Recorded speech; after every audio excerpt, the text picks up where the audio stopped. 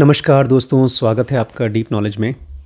हम लोग आज डिस्कस करने वाले हैं, क्या सच में भगवान होते हैं, और होते हैं तो कहाँ हैं और क्यों हैं। इसे हम लोग, एक किताब है जर्नी ऑफ सोल, जिसे डॉक्टर माइकल न्यूटन ने लिखा है, और इसमें इन्होंने केस स्टडीज़ ली हैं लाइफ बिटवीन लाइफ्स की, कि जो लोग भी एक जन्म और दूसरे जन्म के बीच में टाइम स्पेंड करते हैं हम लोग, जैसे अभी मैं जब मरूंगा और उसके बाद मेरा दोबारा जन्म होगा, तो बीच में जो मेरा टाइम होगा उसमें मैं कहाँ रहूँगा, इस चीज़ को डॉक्टर माइकल ने हिप्नोटाइज़ करके अपने क्लाइंट्स को मालूम किया है, और एक नहीं सैकड़ों लोगों को हिप्नोटाइज़ किया है। और आज के ख़ास तौर से वीडियो में हम लोग बात करने वाले हैं अबाउट गॉड, कि अल्टीमेट एंटिटी जिसको गॉड बोलते हैं, उस तक क्या हम पहुंच सकते हैं, और क्या रोल है हमारे स्पिरिचुअल गाइड का, और क्या लेवल है हमारे स्पिरिचुअल गाइड का। ज़्यादातर लोग धरती पर इस समय स्पिरिचुअल गाइड को मानते भी नहीं, या तो जब कोई आदमी किसी स्पिरिचुअल टीचर को मानता है तो उसको पागल मानते हैं, सनकी मानते हैं। मैं ज़्यादा लोगों की बात कर रहा हूँ। यंगर जनरेशन ऐसे वीडियोस को देखना पसंद करती है जिसमें कॉमेडी है, कुछ एक्साइटमेंट है, लेकिन जहाँ कहीं पर भी स्पिरिचुअलिटी की बातें आती हैं, गुरुज़ की बातें आती हैं, आज की जनरेशन, कॉमन बच्चे नहीं जानना चाहते। लेकिन मान लीजिए उनका इंटरेस्ट जगता है और उन्हें इस चीज़ पर विश्वास होता है कि हाँ गुरुज़ होते हैं, जैसा मुझे हुआ। और पता है कब होता है? जब हम लाइफ की सबसे बुरी कंडीशन में फंसते हैं, बीमार पड़ते हैं, फेल होते हैं, या कोई ऐसा बड़ा एक्सीडेंट होता है जहाँ पर हमको लगता है कि यार भगवान है नहीं क्या दुनिया में। इसके पहले कभी सवाल ही नहीं उठता। मैंने खुद भगवान के बारे में तभी पूछा था जब मैं एकदम लोएस्ट लेवल पे चला गया था। मैंने सुसाइड करने की कोशिश की थी उसके बाद। इसलिए वो जो गाइड फिल्म थी उसमें दिखाते हैं कि जब वो बेचारा जेल चला गया, जेल से बाहर निकला, आराम से अपनी ज़िंदगी जी रहा था, और फिर उसे भूख प्यास से जब मरने लगा, तब उसके मन में सवाल आया कि क्या सचमुच में भगवान होते हैं। ऐसी कंडीशन जब तक आपकी नहीं होती है, तब तक हमको ये क्वेश्चन पूछने का भी अधिकार नहीं है, क्योंकि भगवान जैसी जो एंटिटी होती है उसे अप्रोच करने के लिए एक ऐसा माइंड चाहिए जो पूरी तरह से फोकस्ड हो। मतलब ऐसा नहीं कि वो पागल हो, सनकी हो, बट उसकी लाइफ का मेन गोल, मेन पर्पस, जैसे एक फाउंडर का स्टार्टअप होता है, जो लोग यूट्यूब के लिए बड़ी मेहनत से वीडियोस बनाते हैं उनके लिए वो होता है, कोई आदमी किताब लिख रहा है तो उसके लिए वो होता है, एक औरत के लिए उसका बच्चा होता है। ऐसे ही अगर आपके लिए भगवान, आपके स्पिरिचुअल गाइड सबसे इम्पॉर्टेंट फैक्टर नहीं है आपके डेली लाइफ का, तो आपको भगवान के बारे में सवाल पूछने का अधिकार नहीं है। पूछ भी लेते हैं तो उससे कोई फ़ायदा नहीं मिलेगा। तो इसमें हम लोग जो चैप्टर पढ़ रहे हैं उसका नाम है आवर गाइड्स। इसका लास्ट पार्ट है आज। पता है, जो लोग भी स्पिरिचुअली बिलीव कर पाते हैं कि ईश्वर होते हैं, गाइड होते हैं, भगवान होते हैं, वो कहाँ से आती है बिलीफ? अगर मान लीजिए आपने दर्शन कर लिया, आज रात को गए, सपने में भगवान को देख लिया, हनुमान जी को देख लिया, या विष्णु भगवान को देख लिया, तो क्या आपके अंदर में वो बिलीफ आ जाएगी कि भगवान होते हैं? क्योंकि मैंने तो बहुत बार एक्सपीरियंस किया इस चीज़ को। मैंने एज सच जब मैंने देखा भी था भगवान को, उस एनर्जी को, तो एक बार लाइट के फॉर्म में देखा था, एक बार प्रेजेंस के फॉर्म में देखा था, एक बार तो मैजिकल मिस्टिकल चीज़ें कर रहे थे, वो सपने में कर रहे थे। लेकिन बिलीफ उससे नहीं आती। गेस करिए किससे आती होगी बिलीफ? बिलीफ का सोर्स क्या होगा? खुद की जब अंडरस्टैंडिंग होती है तब आती है। मतलब कि खुद से जब वो समझ आए। From the feelings and emotions which convince us we are not alone. जब हम अकेले होते हैं, परेशान होते हैं, मायूस होते हैं, और फिर वहाँ पर एक ऐसी फीलिंग आती है, एक ऐसा स्ट्रॉन्ग इमोशन आता है कि नहीं, मेरे साथ है कोई। अब ये फीलिंग किसी इंसान की प्रेजेंस की नहीं होती। जैसे अगर मैं अकेला हूँ और मेरे अंदर में बहुत डिस्टर्बिंग थॉट्स हैं, तो मुझे अंदर से ऐसी फीलिंग आती है, मैं हूँ ना तेरे साथ। शब्द नहीं आते। जैसे आज ही हुआ, बड़ी मम्मी परेशान हो गई। आपने पूछा आप तो परेशान नहीं होते? मुझे याद नहीं मैं लास्ट कब रोया हूँ। मुझे याद है आप कब रोए हैं। आंखों में आंसू आना नहीं, फिर ऐसे वाला ऐसा रोना, अच्छा मार खाने पर जो रोते हैं। हाँ मुझे नहीं याद है कब रोए। मुझे भी नहीं याद आ रहा। दो वजह से, या तो मैंने इतना बड़ा दुख झेला ना हो, या मैं अंदर से इमोशनली पत्थर हो गया हूँ, झेलता ही नहीं हूँ, मतलब मुझे फील नहीं होता कोई चीज़। लेकिन मैं इमोशनली स्टोन नहीं हुआ हूँ, क्योंकि मैं फील करता हूँ, मैं खुशियों को फील करता हूँ, मैं दुख को भी फील करता हूँ। लेकिन कोई भी घटना, स्पेशली जब बुरी घटना होती है जहाँ पर मुझे ये फील हो कि मैं दुनिया में अकेला हूँ, नहीं फील होता मुझे। यहाँ तक कि अगर मैं आज मुझे पता चल जाए, खैर ये तो खाली एक थॉट एक्सपेरिमेंट है, उसका कोई फैक्चुअल क्या होगा हम नहीं कह सकते। अगर आज मुझे कोई बड़ी बीमारी हो जाती है और मरने को हो जाता हूँ मैं, तो भी शायद ऐसा ही हो कि कोई बात नहीं, डेथ के बाद तो यही होता है, वही होगा मेरे साथ, बॉडी छूट जाएगी। अगर मुझे मोक्ष मिलना होगा तो मोक्ष मिलेगा, नहीं मिलना होगा तो दोबारा जन्म हो जाएगा। और अब तो जब से हम लोग अपनी स्पिरिचुअल चीज़ों को पढ़ रहे हैं, सीख रहे हैं, तो एक डायरेक्शन में मिल गया है अगले जन्म का, कि कैसे घर में और कैसे परिवार में हम पैदा होंगे। पता है कैसे परिवार में पैदा होंगे? जैसे अभी जिन लोग एक योगी फैमिली में, एक स्पिरिचुअल फैमिली में, एक प्रैक्टिकल फैमिली में। तो आपको भगवान के ऊपर विश्वास, बिकॉज मैंने ऐसे बहुत से लोगों के मुंह से सुना है कि मैंने आज रात को दुर्गा माँ को देखा है। अगर आप कोई फिल्म देख लो और आप इमोशनल हो तो आपको दुर्गा माँ दिखाई देना शुरू हो जाएगी। साईं बाबा को देख रहे हो, साईं बाबा दिखाई देना शुरू हो जाएंगे। और आप हो सकता है बहुत इमोशनल भी हो जाओ अगले दिन, बिकॉज मैंने देखा है एक लेडी थी, उनको कम से कम हर एक नवमी में जितनी बार भी वो उपवास करती थी, उनको दुर्गा माँ दिखाई देती थी। और उसके बाद दिन में उठ करके वो परेशान होती थी कि लोग मुझे प्यार नहीं करते, मेरे भाई, मेरा फ्रेंड, मेरा परिवार, मेरा पति मुझे केयर नहीं करता। इसका मतलब उनको दर्शन तो हो गए, लेकिन अकेलापन नहीं गया। आपको इनर स्ट्रेंथ तब आती है रोज़मर्रा की लाइफ में जब आपको इमोशनली फील होता है कि आप अकेले नहीं हैं, आपके साथ कोई हायर एंटिटी है आपकी देखभाल करने के लिए। लेकिन जैसे मैं हूँ, मुझे तो कभी ये होता ही नहीं है कि मेरे आसपास कोई है कि नहीं। अब जैसे मैं नीचे आज काम कर रहा था तो शिरीष में बैठा हुआ था, तो मैं ये पार्ट समझ नहीं पा रहा हूँ। मतलब अगर जैसे वो औरत जिनके बारे में बताया, वो उनको दुर्गा माँ दिखाई देती है सपने में, लेकिन फिर भी लोग साथ में हैं, लेकिन फिर भी वो परेशान है। देखिए, अभी आपके पास अपने अकेलेपन को डिसॉल्व करने के लिए ऑप्शंस हैं। अपने आप को अपने काम में बिजी कर रखा है, या अपने फ्रेंड के साथ बातचीत कर रहे हैं, या घर में कोई फैमिली मेम्बर है। मान लीजिए आप एक ऐसी जगह चले जाएं जहाँ पर कोई नहीं रहता, मतलब अकेले हैं, आप अपने फ्रेंड के साथ हैं, बैंगलोर में चले जाएं, चेन्नई में चले जाएं, आपका फ्रेंड अपना काम कर रहा है, आप अपना काम कर रहे हैं। कुछ दिनों में आपको उदासी आ जाएगी, मायूसी आ जाएगी, फिर लगेगा चलो क्या करते हैं, चलो घूम के आते हैं, चलो फिर एक आध ड्रिंक लेके आते हैं। नींद आना बंद हो जाएगी। दिन में और रात में आपका मोबाइल और टीवी और बढ़ जाएगा।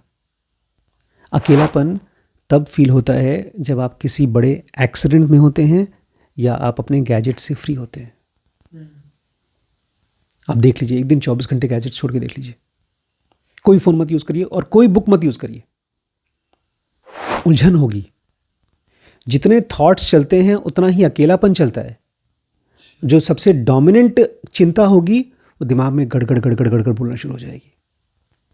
क्योंकि मुझे याद है जिस दिन मुझे ये बिलीव हो गया था कि मेरे स्पिरिचुअल टीचर मेरे साथ हैं, उस दिन मैं बहुत परेशान था और मैं जनों का बुक उठा के लाया था और पढ़ रहा था, और अचानक से मुझे सपने में तो दिखाई दिए ही मेरे स्पिरिचुअल गाइड, लेकिन अपने दिन में उसके बाद से ये एक, इसको फीलिंग भी, ऐसा फीलिंग नहीं कह सकते कि मेरे साथ मेरे गाइड हैं, ऐसा नहीं कर सकते। एक अंदर से फीलिंग आती है कि मैं ही वो चीज़ हूँ, मेरा टीचर ही मेरा गाइड ही मैं ही हूँ, और ये घमंड नहीं बोलता। एक है मेरा, जहाँ से आवाज़ निकलती है, एक छोटा सा ईगो, और उसके पास में बड़ा सा गाइड, जिसके पास मैं हमेशा जा सकता हूँ, पूछ सकता हूँ, और वहाँ से मुझे इनसाइट्स मिलेंगे। तो अकेलापन इसलिए आपको फील नहीं होता क्योंकि आप अपने आप को अकेला छोड़ते ही नहीं। जो लोग भी सुनते हैं और अपने अंदर की आवाज़ को सुनने के बारे में दूसरों से कहते हैं, मान लीजिए मैं आपसे कहूँ कि आप अपने अंदर की आवाज़ को पूछो, बात को सुनो, ऐसे लोगों को हमेशा ऐसी फीलिंग आती है कि आपको एक सपोर्ट मिल रहा है और एक रीअश्योरेंस मिल रहा है। देखिए मैं आपसे कहता हूँ ना कि स्पिरिचुअल क्लासेस से ज़्यादा आपका इंटरेस्ट है मटेरियल क्लासेस में, मतलब बिजनेस की क्लासेस में। इसलिए क्योंकि आपके पास बिजनेस के क्वेश्चंस हैं, बिजनेस का एम्बिशन है, स्पिरिचुअल एम्बिशन नहीं है। ज़रूरत है लेकिन वो एम्बिशन नहीं है। आपको वो तब फील होगा, आई थिंक सो, जब आपके पास एम्पल ऑफ मनी रहेगा और जिस काम को आप करते हैं वो काम भी अब आपको बहुत इंटरेस्टिंग नहीं लग रहा है, बोर हो गए हैं, या तो नया चैलेंज चाहिए। पैसा वैसा बहुत है, अब पैसे की प्रॉब्लम नहीं है, घर है, अपनी गाड़ी है, नौकर चाकर भी हैं, लेकिन अब मन नहीं लग रहा किसी चीज़ में। तब आप हायर मीनिंग खोजेंगे। तब आप पहली बार पूछेंगे क्या मेरे अंदर में कोई इनर वॉइस भी है। ये तब भी होगा आपके पास, आपके साथ, जब आप अपनी फैमिली में रहेंगे और आप किसी ऐसी लाचार कंडीशन में फंस जाएंगे, भगवान न करे आपका कोई परिवार का बंदा बीमार पड़ गया, डॉक्टर भी इलाज नहीं कर पा रहा है, तब आप जाएंगे मंदिरों में घूमने। मुझे याद है बचपन में ऑलमोस्ट जब मेरा छोटा भाई पैदा हुआ था, 2-3 महीने का हो गया, उसका कान हो गया ख़राब। 3 महीने का था वो, गांव लेकर गए थे, सर्दी लग गई। उस सर्दी में एक दवाई दी गई थी स्ट्रेप्टोमाइसिन। उसका साइड इफ़ेक्ट था कि उसके ईयर में हेयर सेल्स होते हैं, वो डिस्ट्रॉय हो गए। अच्छा, ये होता है इस दवाई से? बब्बू के साथ हुआ। ये डॉक्टर को नहीं पता दवाई देने से? उस समय डॉक्टर ने, हाई डोज, गाँव का डॉक्टर था, उसने दे दिया, उसको बेचारे को पता नहीं था। फिर पिताजी ऑलमोस्ट 1 साल तक पता नहीं कितने मंदिरों में, कितने गुरुओं के पास गए होंगे। ट्रेन की ट्रिप हमारी, मुझे याद है, तब खाली इसी की होती थी, हम किसी मंदिर में जा रहे हैं, किसी गुरुजी के पास जा रहे हैं कि आशीर्वाद दे दें और ठीक हो जाए बच्चा। सुनता बोलता नहीं, कहाँ ठीक होता। फिर उनका 1-1.5 साल में उनकी खुराक, उनकी ये जो बिलीफ थी कि भगवान ठीक कर सकते मेरे बच्चे को, ख़त्म हो गया। फिर उन्हें स्पीच थेरेपी, पढ़ाई, ये सब चीज़ों पे काम करना शुरू किया। लेकिन हाँ, मुझे लगता है कि इतनी बड़ी कंडीशन, इतना दुख आने के पहले आदमी को पूछना चाहिए चुपचाप होकर के, क्या मेरे अंदर में मेरे गाइड हैं, मेरे गुरु हैं, क्या भगवान हैं।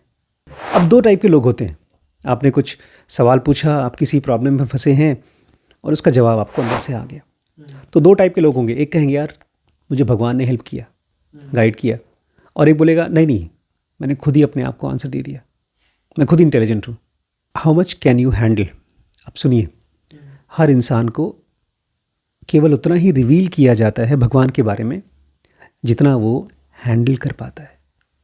शायद आप भगवान की एनर्जी को, भगवान के ज्ञान को अभी हैंडल न कर पाओ, इसलिए भी आपके मन में सवाल नहीं आ रहा है। अच्छा, ये भी है। जब हम बहुत परेशान होते हैं तो हम लोग भगवान से बोलते हैं प्लीज़ हमको गाइड करो, ताकि फटाफट मेरी प्रॉब्लम सब सॉल्व हो जाए। डॉक्टर माइकल कहते हैं, जब मैंने अपने क्लाइंट्स को हिप्नोटाइज़ किया और वो ट्रांस में चले गए, अपने गुरु से बोल रहे हैं प्लीज़ मेरी प्रॉब्लम सॉल्व करो, सॉल्व करो, सॉल्व करो, लेकिन वो सारी की सारी प्रॉब्लम्स एक साथ नहीं सॉल्व करते, बल्कि आपके जो गुरुज होते हैं, चाहे आप ट्रांस में हो तब, चाहे आप फिजिकली जब जग रहे हैं तब, आपको रास्ता दिखाते हैं, क्लूज़ दिखाते हैं। जैसे मैं सुबह से सोच रहा हूँ कि भाई मुझे क्या करना चाहिए, मुझे अपने चैनल पे काम करना चाहिए, नेक्स्ट वीडियो पे काम करना चाहिए, कि जाकर रिम्पी स्कैन में काम करना चाहिए। अब मुझे क्लू चाहिए, तो मास्टर मुझे क्लू देंगे। मैं तो चाहता हूँ तुरंत मेरा प्रॉब्लम सॉल्व कर दो, जितनी पैसे की कमी है, जो भी क्राइसिस है, सब ठीक कर दो, लेकिन वो हमेशा क्लूज़ देते हैं। कहते हैं जब भी मैं अपने क्लाइंट्स को एडवर्टाइज़ करता हूँ तो मैं उनको फोर्स नहीं करता हूँ, जितना उनको रिवील किया जाता है मैं वही उनको देखने देता हूँ। मान लीजिए आपका एक टीचर है, गाइड है, वो जानता है आपकी प्रॉब्लम क्या है, सोल्यूशन भी आपको उसको पता है, वो आपका गाइड है।